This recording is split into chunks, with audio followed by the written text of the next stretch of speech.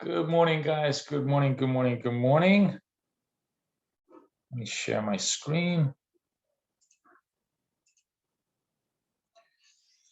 Good morning, everybody. How's everybody doing? Somebody give me a sound check. Let me know if you hear me okay.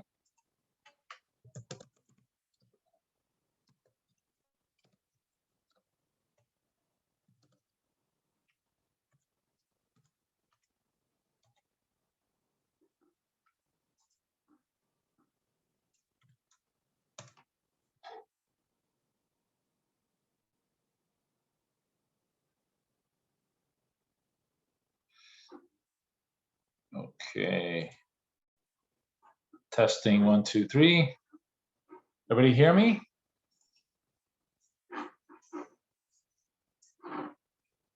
All good? Hey, Connie.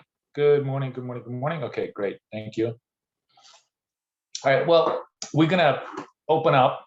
I have a tremendous amount of stuff to show you today. Really, really interesting further thoughts on our structure and our trading and everything else.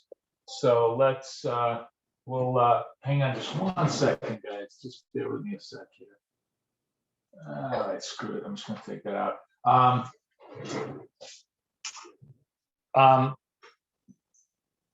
We're gonna trade our reversal trade today. Obviously, if we get a chance. I mean, if the market is just a continuous, right now, basically we're bias up, right? Moving averages are up. Although if we, in the next first 10 minutes, just kind of trade sharply lower, that's going to be the bias lower against which we'll try to trade the opposite trade, the breakout to the upside if we get that. So we'll monitor that and see how that trade goes. Our one trade per day structure. But I had a lot of really interesting thoughts after our discussion yesterday about using this on a insurance-like multi-trade EA structure. What works, what doesn't, where does it work, how does it work differently for certain assets versus other assets? And so I kind of want to cover all that today as we get deeper and deeper. Before I say anything though, okay, so I'm sorry guys, so sorry, but everybody, and the easiest thing to do is if you guys just post this in chat Ask Boris. I need everybody to repost your TradingView username, because okay, I had to, just the short story is I had to repost the indicator under version 2 because apparently my description of the indicator was not good enough.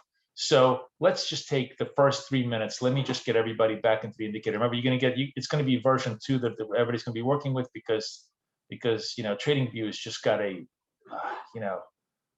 way too an important idea of who they are. So let me just do, hang on, I just want to, man, why can't I do this? Everything's popping up. I want to do new. Let me just do this, hang on. All right, just bear with me a sec, guys. I'm gonna do it off screen. So just, I'm gonna give everybody access. So just, let's do this right now. Okay, so where are my scripts?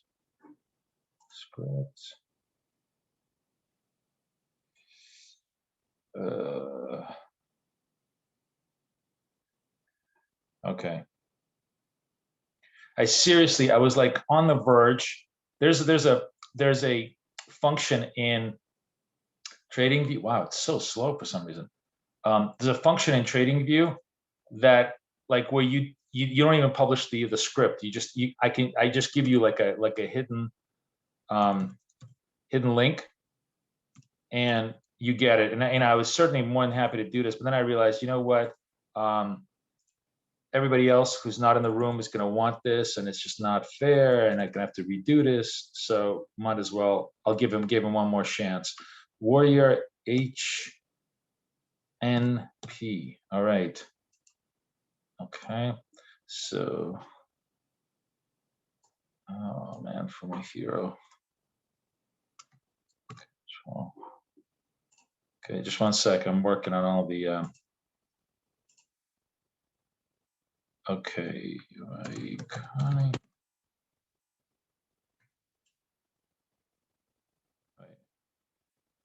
Oh, this is for somebody who can't spell is torture. Okay. CM.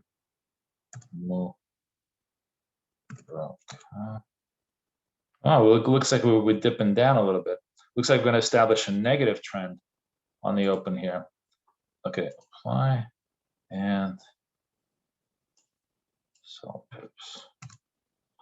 Okay, all right. So everybody who just posted in the room, so Karen, Cheryl, Connie, Fumihiro, Liam, Krasi should all have access. Anybody who's listening to me who hasn't posted their username, post it, because I can't read your mind. Boris, yeah, I know you're there, my friend. What did I just say? Post your name. Miguel, post your name. I need your TradingView names. I'm not a robot. I don't have it. I have to go into a different database to pull it up. Thank you. Okay, so let's do that. Please cooperate with me. Because I'm already dealing with a bunch of morons at TradingView. Okay. Okay, Boris, Miguel, what's your username? I forgot. You should really call yourself Toreador. Okay, Ricky FX. Yeah, Ricky, I see you. Okay, anybody else who's listening to me who hasn't posted, post it up. Okay, Ricky, you're all set. And Miguel ZP. Okay. All right. All right, you should be able to, all right, everybody, not a problem. Okay, so everybody who posted should have access now. It should be in your invite-only scripts, right? Everybody cool?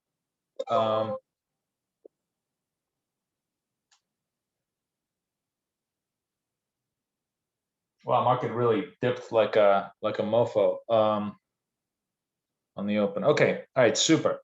All right, let's go back to the charts. And so basically, this is opening rotation. We're negative bid, meaning that essentially the trade that we're going to look for, the reversal trade, is going to be only when we get strong break to the upside. This may be 10:30. This may be 10 o'clock.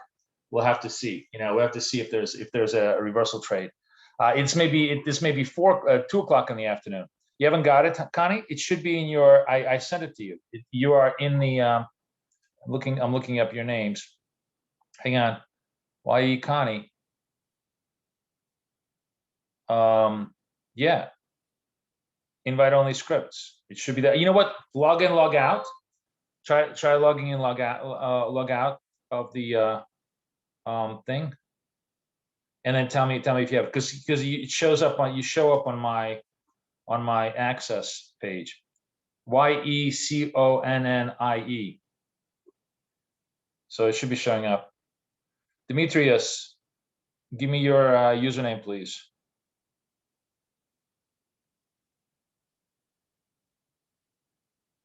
Dimrav. Okay, just one sec. Let me see if I can do this. Dimrav.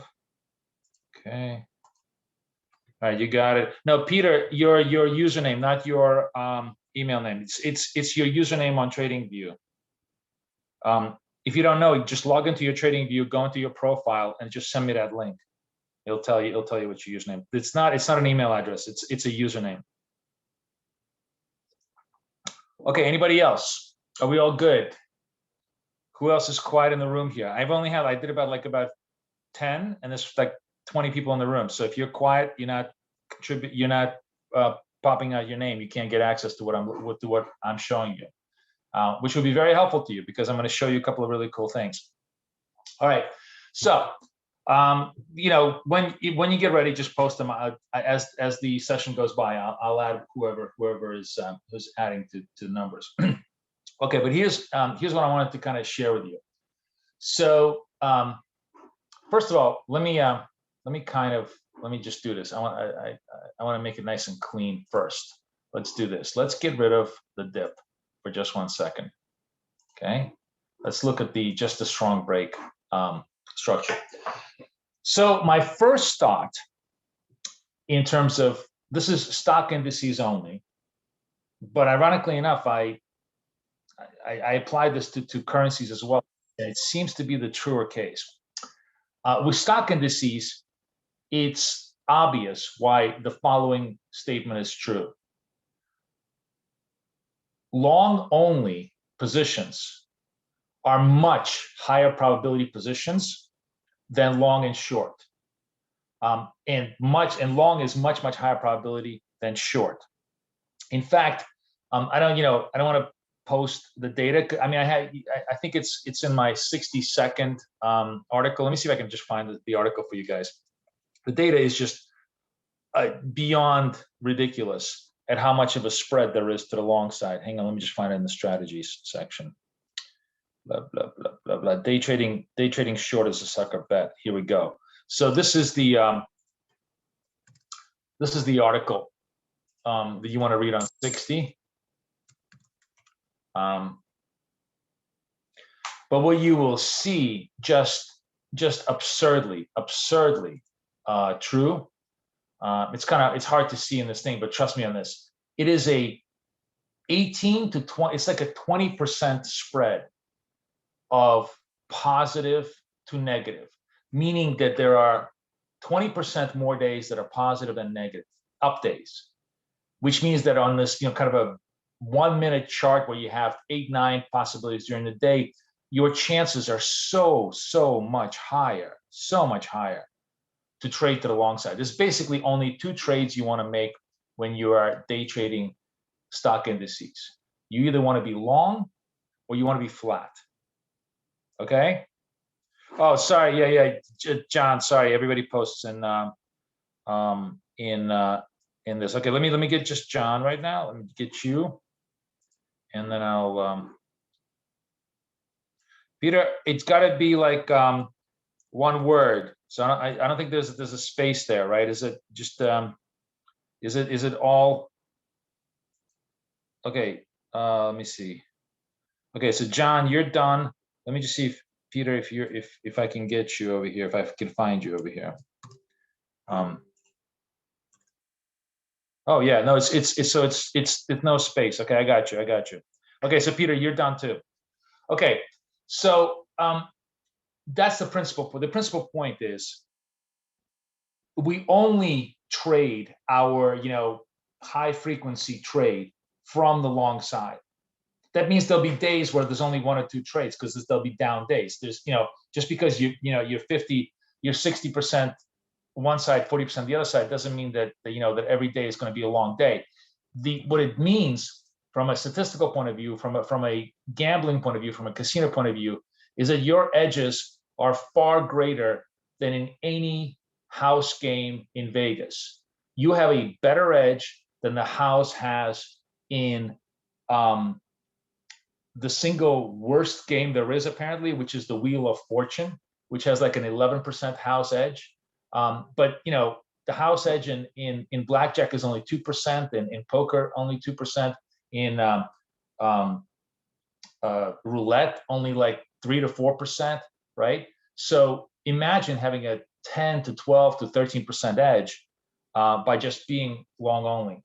So I don't think there's any, as tempting as it is to take this short, and it could easily work, in other words, yes, everything could work this one time. We're not trading to win the trade. We're trading to win the day. We're trading to win the week. We're trading to win the month.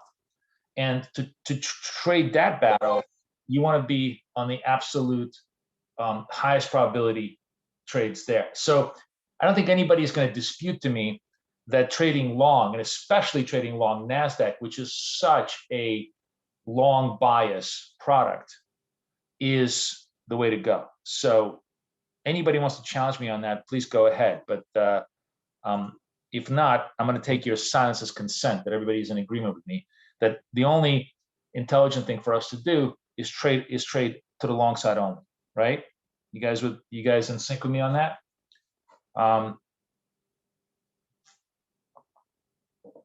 So then the second thing we want to look at is the very interesting behavioral properties of, we'll just take the Dow and the Nasdaq, but the behavioral properties of the Dow also apply to the Russell. Yeah, no, Boris, it goes down, it goes. We're not trading. If we traded one single trade, right? If we were trading for a big trade, if we, I don't know, you may not have been here yesterday when I had the whole conversation about trading like an insurance company. Insurance company isn't trying to sell one insurance policy to one guy. They're trying to sell 1 million insurance policies to 1 million guys at very, very tiny margins.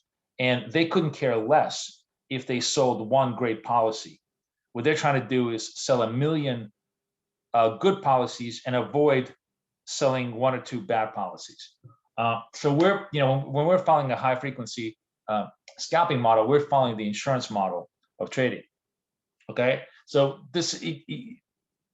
your point is very true, but completely irrelevant to the model that we're trying to trade right now. Just this particular model. I totally lost my train. Oh, so properties of price. So there are 2 very interesting behavioral properties of price of these instruments. When you're looking at NASDAQ, and as we've looked at NASDAQ day in and day out, I don't think there's any argument that this is a highly momentum-driven instrument. In other words, when things break, they tend to break hard up. When the things break down, they tend to break down hard. That once in motion, it tends to go in that direction quite strongly, which is why the single best trade is the first strong breakout, right? The first strong breakout really gives us, we've done this trade 1 million times, and it continues to work and work and work and work, right? So I don't think we have any disagreement on that. But one of the things that that we have a hard time with is when we start to apply this principle to something like the Dow, which and I don't have the scientific explanation for it. I'm sure there is one. It's probably the construct of the index. It may be, remember, NASDAQ is less liquid, therefore the squeezes to the up, one liquidity squeezes up and down tend to have more continuation. Essentially, what we're saying is that NASDAQ has more continuation than the Dow, which is again incontrovertible. But the beautiful thing about our indicator is that we can adjust and adapt it to the different behavior model of the index. Today is like a really horrible day. Well, let me just show you Russell, because I actually did this trade in the Russell, and I'll show it to you. Because Russell is very similar.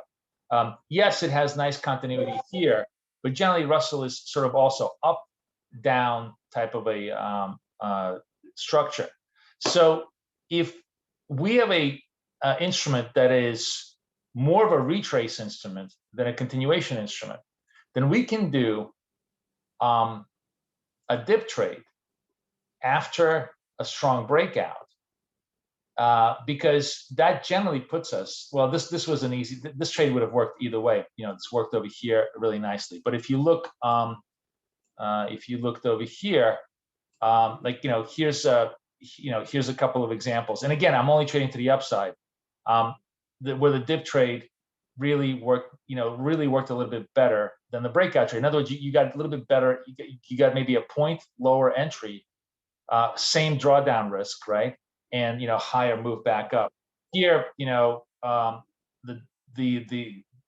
this was a big breakout that actually worked on the strong side, and I think this one just barely missed the dip trade. But this is non-liquid hours. The other thing that I was going to say to you is that while NASDAQ can be traded from 7 o'clock in the morning or even 6 o'clock in the morning, these guys really need to be traded during market hours. And just to show you, kind of the dip trade possibilities, let's go to Monday for 9 o'clock. By the way, I didn't realize that this had like a little cool function. You can go right to the opening hours. Let's go to Monday, right to the opening hours in Russell. And just for argument's sake, we're trading 520 on the Nasdaq, 5 points up, 20.1 to 4 risk reward ratio. So let's just trade one point up, 4 points down. Same kind of a thing. You're in here at 2025 or 220.5. It's easily goes up 1 point, your direction in this way to the upside. And remember, we're only trading the upside, right? So even this, I think, kind of survives your upside. 23.6.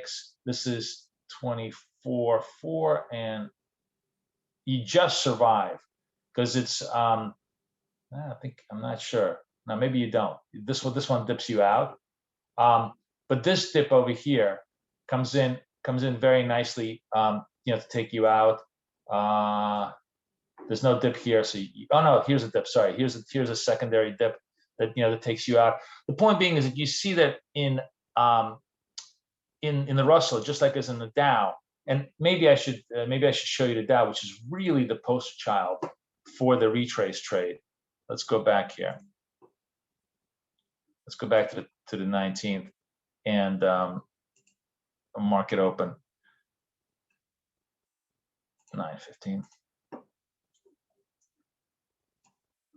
So yeah, I mean, here's a perfect example of where the Dow fails on the breakout trade but succeeds on a dip. So the break. Let's just for argument's sake, we're just trading for 10 points, whatever, right? You're done. You're too high up.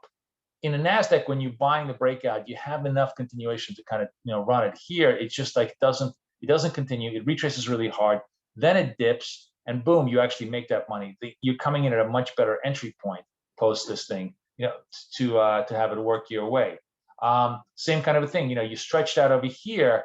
I think if you gave yourself a big enough stop, you probably would have survived this. But the point is that you didn't need to have as big a stop, and you actually would have made money before it retraced from the dip. I think right here was it 18 to 10 points. You would have made 10 points here, nice and clean. So the Dow was actually the one that opened my eyes to the idea of not all these instruments trade breakout. Some of them trade breakout, retrace, then continuation. And that breakout, retrace, continuation is a much, much better structure for the dip entry than it is for the breakout entry, right? And what's interesting is that this is actually true for currencies, which are, I started to think about this as, I said, currencies are really the most one step forward, two steps backwards kind of instruments, right? And you can really see, well, here you had a big strong breakout. Either trade would have worked. The dip here worked, and the currency worked. But a lot of times, you will get here the same kind of a thing. Today has just been a super strong day, and I actually did very well on the currency side. Let me just show you. The pound is notorious. Okay, so let's just kind of play the pound. The pound is very, very notorious for breaking out, coming back, and then continuing. So if you're trading the dip here, and again, I'm trading the dip here for 5 points because I'm trading on the 1 minute chart. Really, really, works nicely. Same kind of a thing. Look, breakout here. Now this is, small examples, but it really shows the kernel of the truth of this structure. That if you're buying here, you're buying 3 or 4 pips above your dip entry price, which means that you're already farther away from target, closer to stop if you had a bigger stop, and a lower probability of profit, right? Because the inevitable signature of pound is breakout, retrace, come back. And that's what we try to capture, that Z motion in this instrument, with the same instrument, with the same. Why did I desert the idea of entry after the dip of the breakout? I'm sorry, what do you mean, Boris?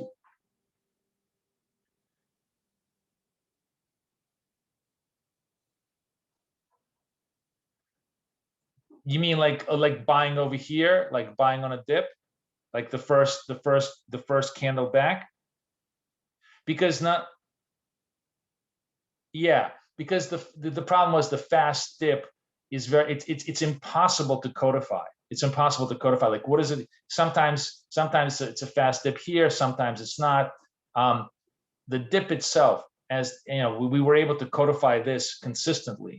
And with you, again, I'm not looking for the exception to the rule. I'm looking for the most consistent behavioral pattern. And you know, this obviously is the most consistent because we can describe this mathematically very easily, and it's very consistent, and it's showing up on the charts. And you look at the pound. The pound is just a poster child for the dip trade. Dip here, all to the upside, obviously. You know, really doing all really nice clean dip trades. Yen also goes up and then down like a mofo all the time. As a matter of fact, I'm trying to remember. I think I actually made money on this trade. I think I made money on this trade. I don't remember. Maybe maybe it was the continuation move here. Oh no, this is very early in the day. I didn't trade this, so I started around 3. So dip trade here works. I'm ignoring all the short trades.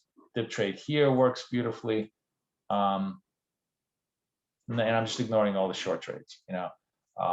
Both ways. But and Euro Yen was another one that was very, very clean and clear. Yeah, Euro Yen also worked, very, very cleanly on the dip trades. Now, a lot of times, you're absolutely right that when you have a strong trend, both of these signals would work. But here's where the dip entry works very, very well. As I said, most of these assets are 1 step forward, 2 step backwards kind of assets, right? They kind of go up and down and then continue. They're also in a weak currency environment are notoriously what I call fake out assets, right? So let's just take a look at the short side. Let's imagine we're trading the short momentum to the downside. We try to short this thing at 92, right?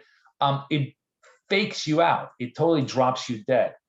But if you're trading the dip formation, it never dips back out. Like, in other words, it doesn't, you will avoid a lot of fake breakouts in these 1-2 type of structures, So to me, when you're trading FX, when you're trading the Dow, when you're trading the Russell, the dip trade is a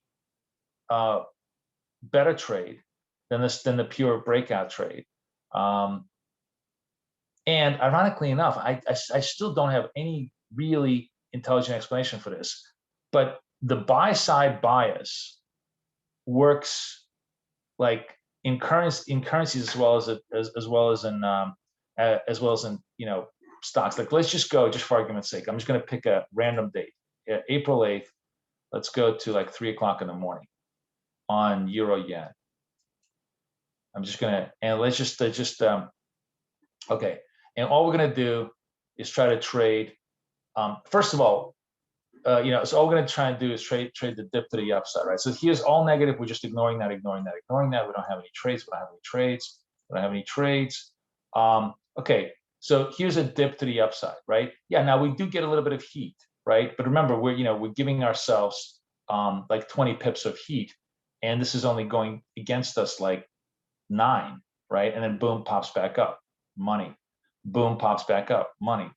I don't know why the buy side is the higher probability side, but the point is that even though you had all those possible short trades, remember you would have had just one bad short trade. It would have wiped out your wins prior. Whereas on the long side, they're almost always consistently good. You just have better results on the long side. So that's the kind of broad general structure I wanted to share with you, that you trade NASDAQ on a strong breakout. You trade the other instruments on the dip breakout. You trade everything to the long side, as those are sort of like the fundamental principles of how the day trading structure is taking place. But then comes a really, really interesting final piece of analysis. And I'm still very much in data gathering mode for this piece of analysis, and I would like you guys to do it with me and come help me analyze. But this is a very, very interesting concept. It's called maximum adverse excursion.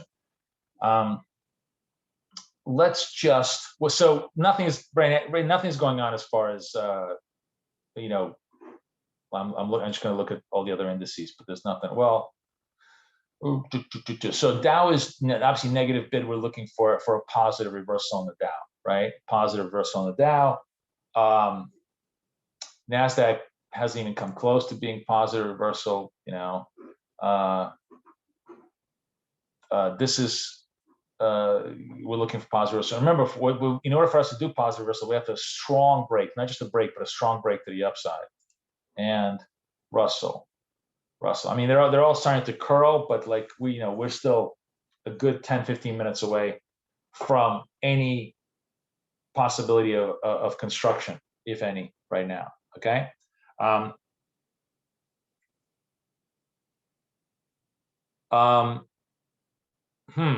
Is everybody else getting combo alerts too?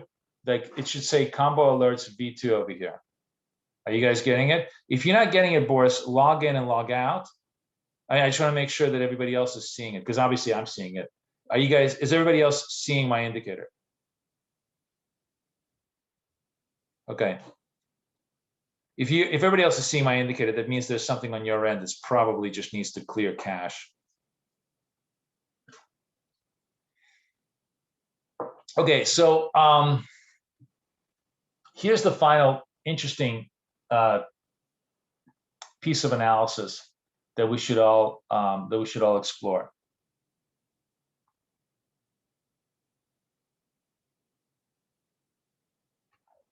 Connie, Cheryl, Karen, are you guys seeing the indicator? I just want to make sure everybody's seeing the V2 indicator. Because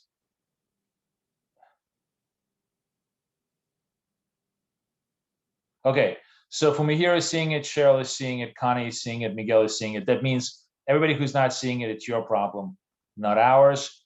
Reboot your computer, refresh your trading view. Everybody's, everybody who knows how to use this knows how to use this. It's super easy. Just simply go into your invite only, click on that, and it should be there. You don't have the dip, Connie, because you actually do have it. You just have it suppressed. So what I did is I went into the settings. And I clicked enable MA dip signals. Okay, and right over here. Okay, what you want to do is you want to go into my settings. If you want, let me just hang on a second. I'll copy this so everybody can just kind of see what the dip settings should be. Hang on.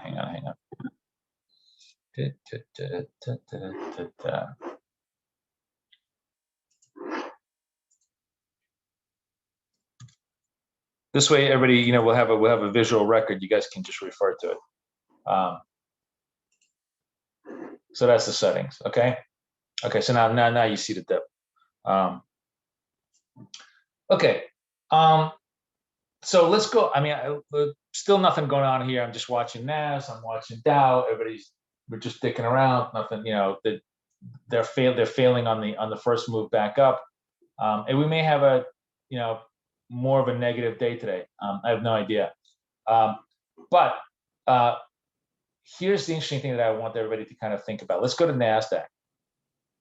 And actually, I'm just gonna for this particular part of the conversation, I'm just gonna suppress the dip signal so it's nice and just clean and clear on the strong breaks. So NASDAQ, we're just trading strong breaks, right? And remember, we're trading it with a 5 target, 20 stop.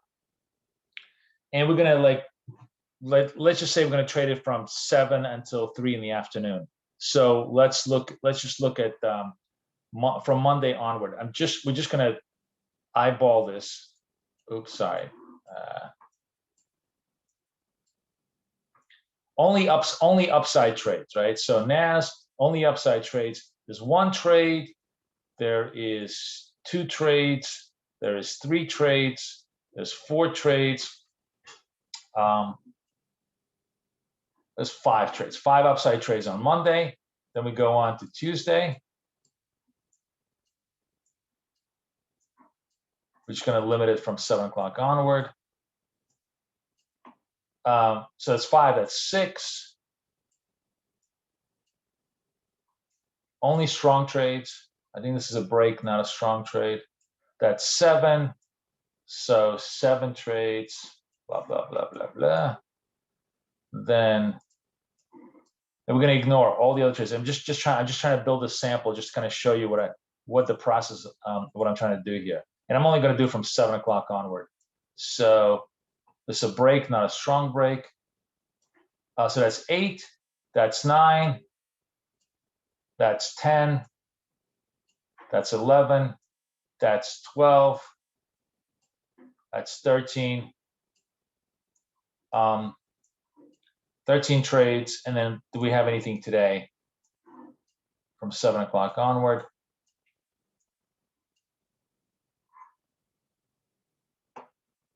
Yeah, what was that, 13, 14? 14 signals, right? So 14 upside signals within our high quality 7 to 1500 or 7 to 1600. Everybody with me on this, right? 14 signals, right?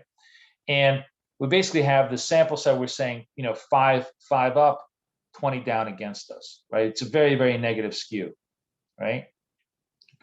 So the really interesting question to ask is, what's the worst case scenario for every trade that was profitable? Meaning, like, what's the worst that it went against us before it made that 5 points? And out of the 14 trades, how many of those worst case scenarios occurred, right? That's maximum adverse excursion. That's basically maximum adverse excursion. And you'll see why that could be a very, very interesting piece of information. So let's go back to the 19th, back to 7 in the morning.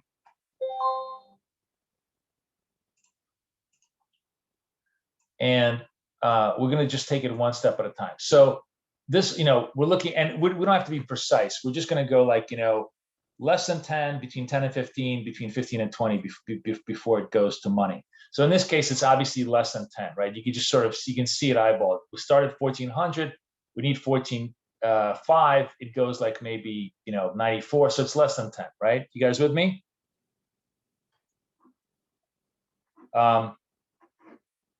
Yeah, so if you want to get Peter, if to get real time on charts, you actually have to subscribe to the futures exchange information. They don't make it easy. They make you pay money. You can use CFDs, which provide a close approximation, and they're free. The real time information is free.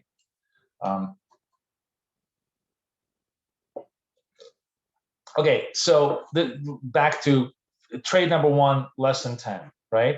Trade number 2, again, we're looking just for 5 points, and it's 35. We need to make like 40. It makes 40, but it goes like probably like 15 actually, right? So like 35, and before we get up to 40, the lowest it gets up to is like 19. So this is less than 10. This is 15 to 20. This is 1, 15, 20 on the winners, on the winners. This one is just a loser, We don't have any, and all we care about is the winners. We want to just look at the winners, what the winners are doing.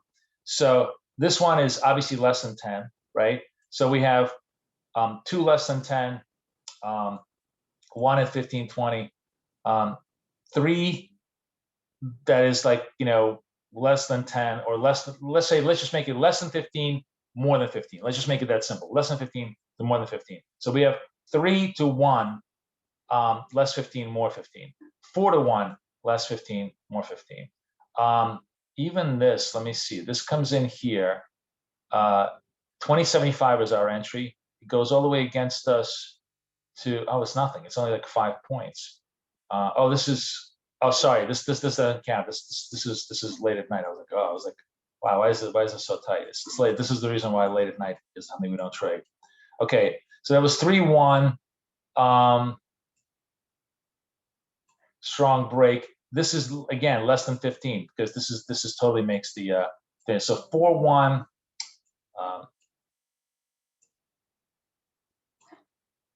again, less than 15, right? Because you could say, you could see the entry here is 80. The worst it goes is like 72. It comes up 5. So that's 5-1. We're going to ignore the breaks. We're only looking for strong breaks. Okay, so what happens on the, oh, this is 8 o'clock, so we ignore. So it's like 5-1. Then we go, I think it's yesterday, right? So yesterday starting at 7.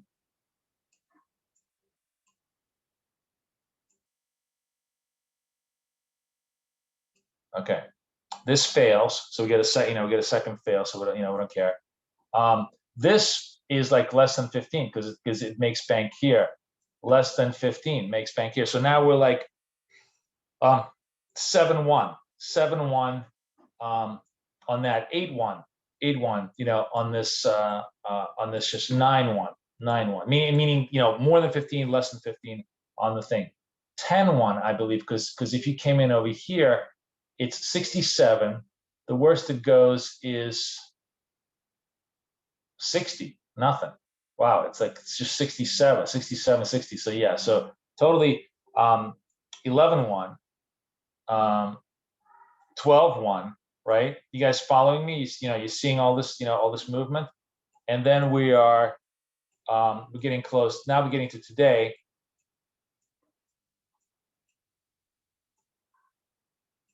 And if we cheated and we start over here, that'd be 13-1 on the upside. And this is interesting. Let's see what this was in at 820, 902. How far did it go against me? It went basically 91. So that's 11. Still less than 15. So that's 14-1, 14-1 to the upside, right? We're starting to turn around here. Still putzing around, still don't have a turn trade here. We need a strong break to the upside to make it a turn trade, but keep an eye on it. Anyways, the point being is, so we had like all these winning trades, right? 2 losing trades. Basically, we had like, if you think about this, there's 14-1, 2 losers. So 15 winning trades, 2 losing trades, which is where we want to be. It's like 7-to-1 ratio at 5 up, 20 down, right? It still puts us positive. But here's the interesting point. Once you deconstruct all your winning trades, right? You had 14 trades that made bank, that made 5 points without drawing back down to 20, right? So that means that if you kept your P&L at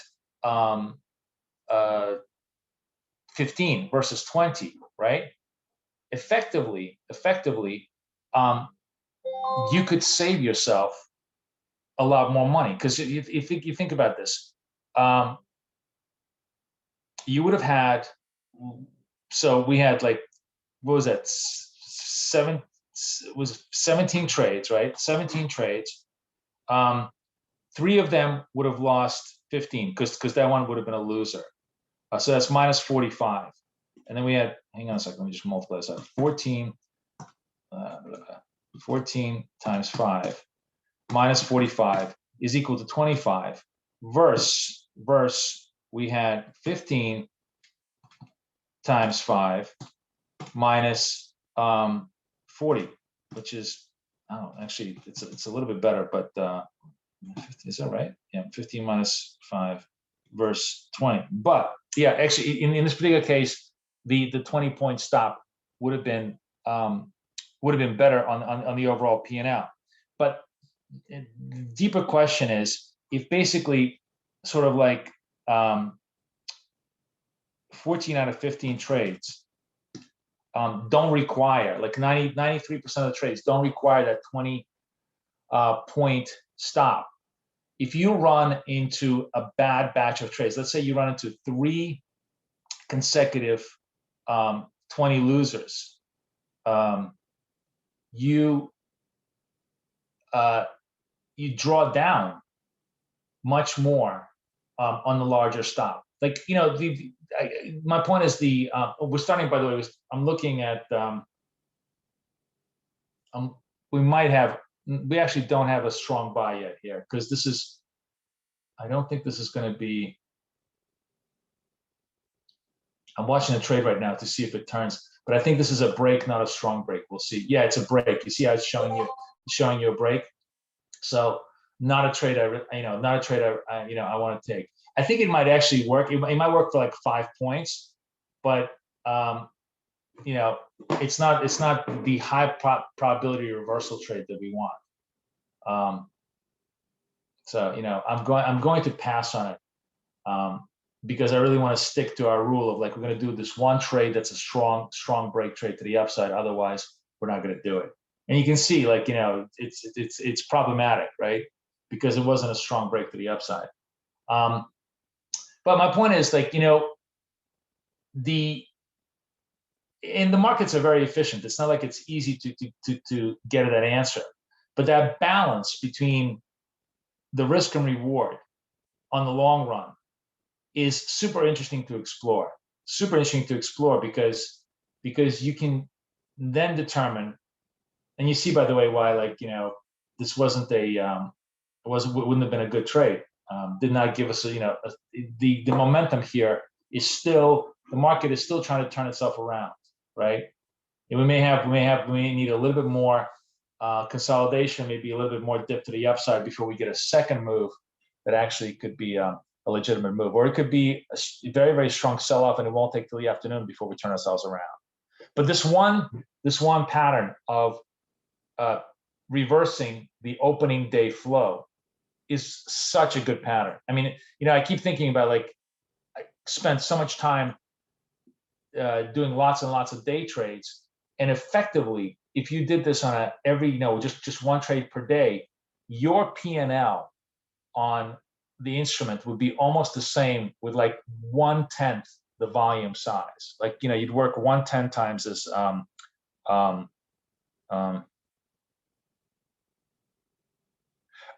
sorry, John. Okay, everybody who's new here, let me just explain to you how TradingView works. Okay, everybody who's new in the room, TradingView is a charting software, beautiful charting software that shows setups for us, shows visually what's going on in the marketplace, that we use as a map. It is not designed to trade. I mean, you can't trade through it, but that's a completely different conversation, and I don't want to have it right now. It's too advanced for most of you who have it. Maybe one day I'll just do like a separate instruments webinar that's going to deal with all the technicals. But we're not trading through TradingView. We're viewing. It's the view part of TradingView that we're watching. All the trades you want to do, you want to execute on your MetaTrader 4, MetaTrader 5, or whatever platform you're on. Okay, John? Is that clear? So what I'm doing right now is simply visually mapping out the setup as it happens in real time. That's the whole point of live trading, okay? Because I'm not trading your account. You're trading your account. I'm showing you where the trade sets up or doesn't set up. I'm telling you, this is the way to go or not go. Oh, you're telling Peter? Oh, okay, sorry. So Peter, yeah. So Peter, I hope you're hearing me. It is not designed for trading. TradingView is designed for viewing. You can, if you want to, integrate your broker with TradingView, but to do that, just Google all that information. Like, you gotta, if you go full force with them, they're happy to give you technical support and all that. But TradingView, unfortunately, TradingView's one great weakness. And I understand why they don't want to do it, but their one great weakness is they refuse to become an execution platform with algorithmic capabilities. So we write all of our scripts in MetaTrader because that's what executes all of our trades automatically. So then, it's just the way the world is. Okay, cool. All right, still watching the price action here. Still watching the price action. But back to my ideas of maximum adverse excursion. As I said, there's always a trade-off. The more room you give it, the higher chance of winning. But also, if you give it too much room, the losses are so large that that it's hard to make up the wins, right? There's also one other thing that's really really important about these kind of low profit, high risk strategies that I think is both psychological and financial. That's really important to keep in mind. If you're an insurance company, the single worst thing that can happen to you is the first day you're in business, somebody collects money against you, right? Because the whole essence of being an insurance company is you got to build up a an account. You got to build up a that's what I'm looking for, like a savings account against risk. And as a trader, we need to do in order to kind of trade this well is you got to have 3, 4, 5, 6 winners. You got to build up your P&L because you're eventually going to be losing a lot of it back to to one bad trade. But it's much easier to kind of have 100 P&L and then lose back 50 than to lose 100 off the start and then try to have to make that back. So there's both a psychological and a financial aspect to it. So there is no easy solution to it. You obviously want to just try to make the best trades you can. It's inevitable that you're going to sometimes run into a very bad opening rotation on the day. Like the day is going to start with a losing trade. You certainly don't want a day to start with a losing trade, but if it does, it does. It may take you a whole day to make it back. And you got to remember that okay, you know what? I may just break my rules here because on this, if this turns into a true break, I would be willing to trade this for 5 points for 5 points up because it looks to me like it's starting to stabilize a little bit. But it's got to really at very minimum just do a true break. Hold. So far, you can't even hold the highs. So let's see if this kind of starts to run.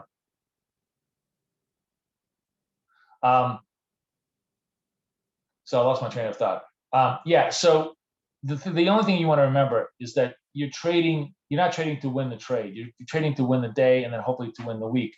And sometimes you're gonna start with a bad trade, even sometimes maybe with 2 bad trades. So don't get too dissuaded if your piggy bank kind of just depletes. The other thing is you always want to have, I would say, like twice the amount in your account that you would need for like minimum amount of for the minimum amount of reserve set. Reserve, that's what I mean. It's like a reserve account for your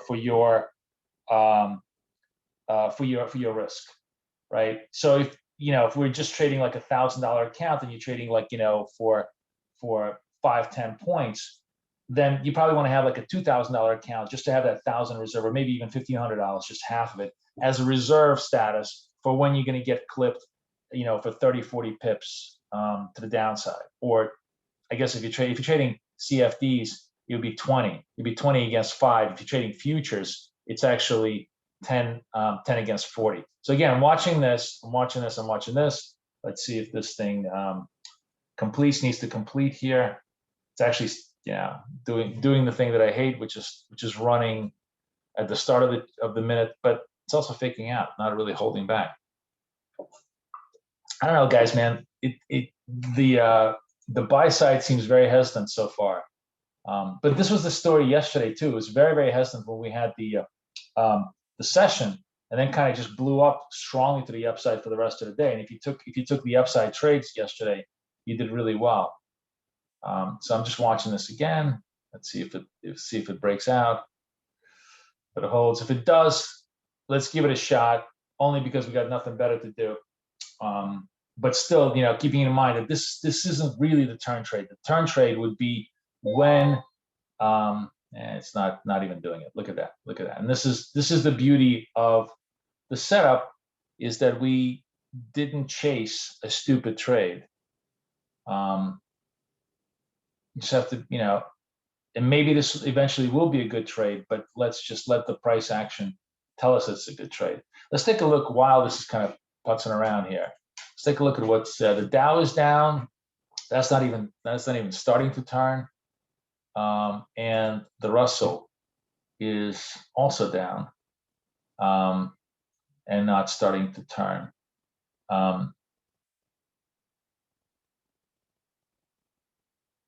And it's a good example. This is what this is what I mean about using the dip trade, right? Actually, no, the Russell would have blown me up here. The Russell the Russell reversal trade is not a trade that I would ever do, actually, because again, the reversal trade behavior is in the most liquid um, instruments, and this is a very, very spiky instrument because it can go both ways. So I don't know if I am almost certain this if I went back like to the 12th and just looked for reversal trades here, the Russell would not be a great candidate. But let's just take a look. We got nothing else going on here right now, so might as well take a look.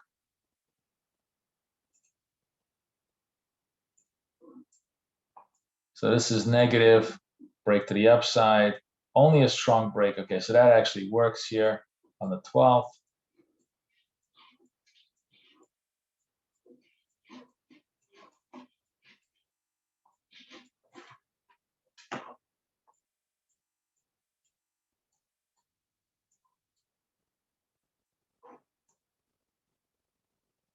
This is negative on the open. Strong break kind of really fails. Really doesn't. I mean, see, it doesn't extend to what 24.8. Oh no, it goes like 3 points, but like it goes 22 down, barely. Like it's just a. I really not one of my favorite trades precisely for the fact that this really doesn't really turn that strongly.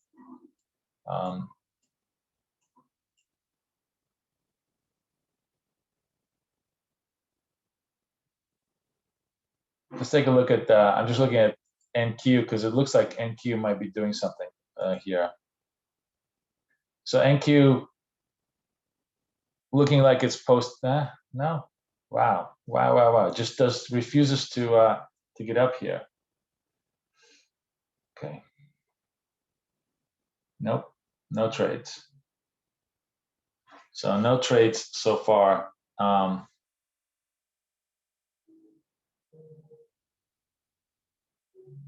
Okay, let's see if this. This break looks kind of decent. Now it's turning into a strong break. Okay, now we really have a legitimate trade here. Okay, so that would be. Let's see if that gets up there.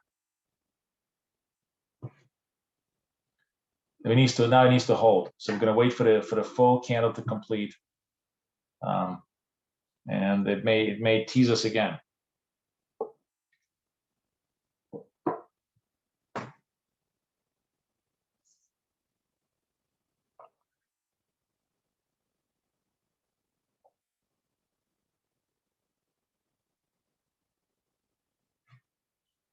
All right, let's go long 93 here. 93 on the trade, and let's see what we can get. We can get 5 points out of this thing.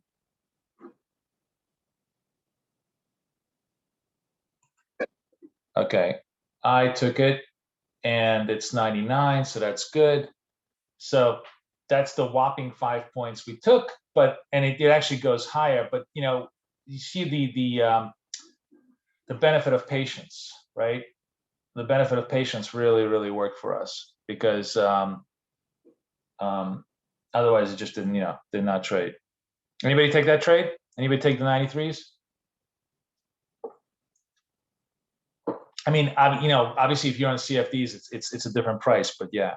So yeah, Connie, you take that trade on the CFDs?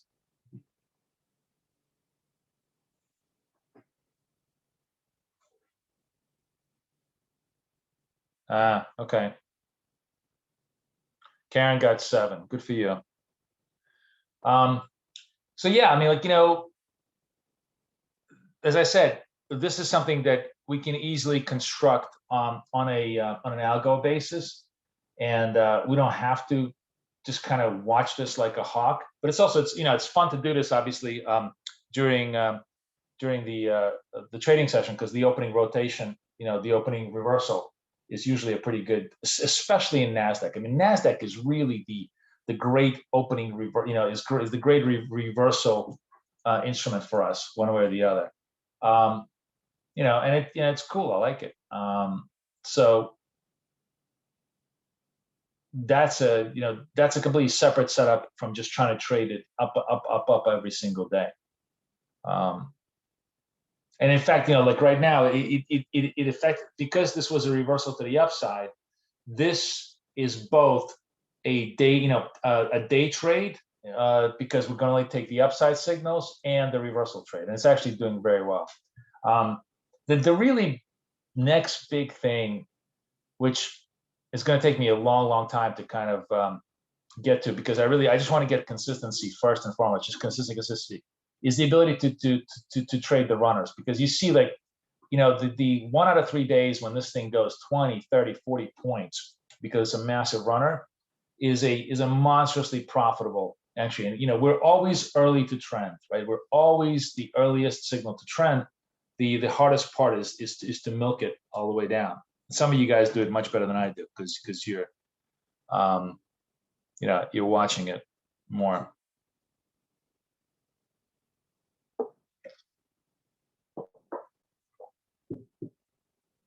Connie, Chase, well, good for you. Good for the Chase. Yeah, it was a big, strong reversal. So it's definitely helping. Which, by the way, not happening in the Russ or the. Let me see the Russell.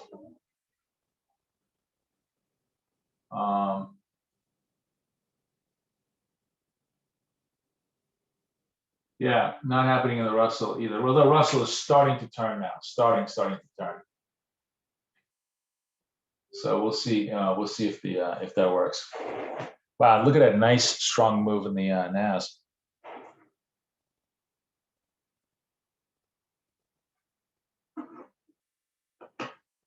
What do you mean by last close price? You mean that it closed above? Like, in other words, to hold till the candle close? Is that what you mean, Miguel?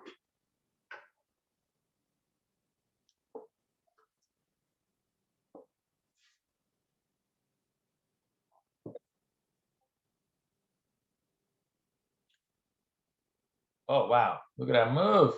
Oh, we're totally turning.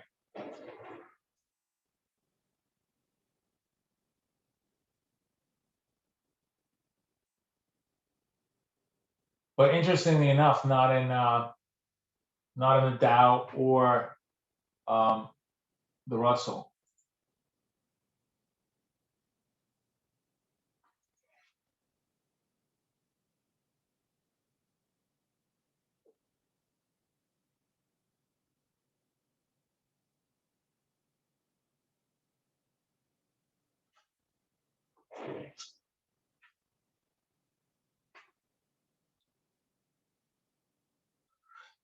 Peter, the EA is a MT5 EA, and the only MT5 broker in America is AMP Futures. So we trade this on AMP Futures. If you're American, if you're not American, you can trade MT5 anywhere. Oh, really? That's interesting. I mean, yesterday's close. Yeah. I mean, that is very, very interesting. I see what you're saying. Anyways, guys, I just wanted to share all this stuff with you. I gotta go because I gotta go talk to Chai Girl. Okay, I'm just telling you that your answer was, can this be done on an EA? The answer is no, unless you do it with AMP Futures, because that's the only broker in America that can do this. So okay, guys, thank you so much. Karen, good job. Connie, good job. Cheryl, good job. Miguel, did you trade that? Oh, Miguel traded it. Yeah, Miguel, what'd you trade it for? How much you got on that trade?